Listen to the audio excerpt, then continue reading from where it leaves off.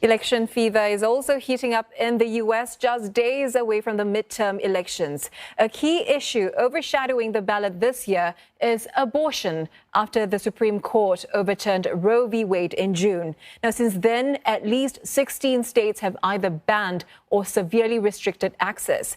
But as Toni Waterman explains, the issue doesn't have quite the impact it did just a few months ago.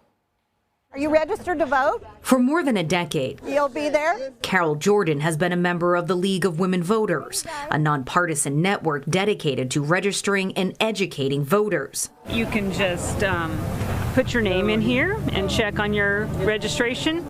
She says the midterm elections are generally a pretty quiet affair, but the overturning of Roe v. Wade has sent a lightning bolt through Kansas's electorate.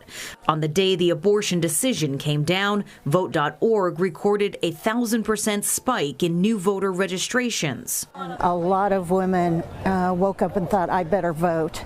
We believe that we had 58,000 new or returning voters who hadn't voted for a long time come for the primary.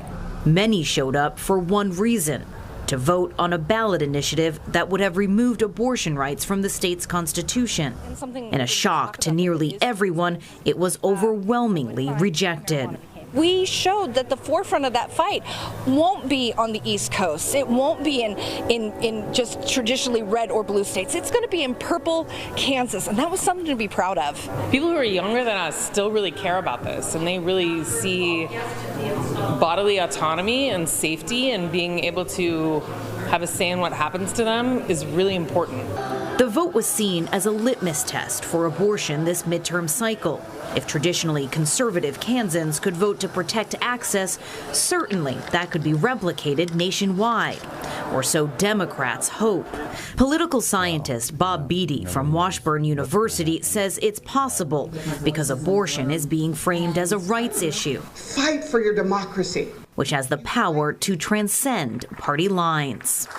Americans actually agree pretty heavily about rights. So for the abortion issue to be framed in terms of women's rights, or not just women's rights, but the rights of Americans, I think that reframing has put it in a different sphere.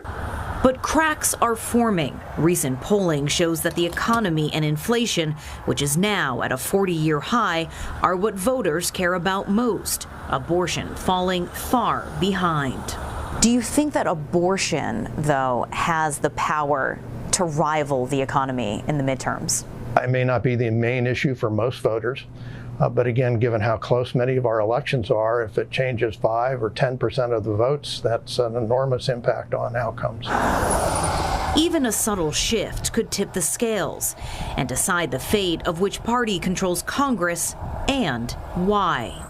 Toni Waterman, CNA, Topeka, Kansas.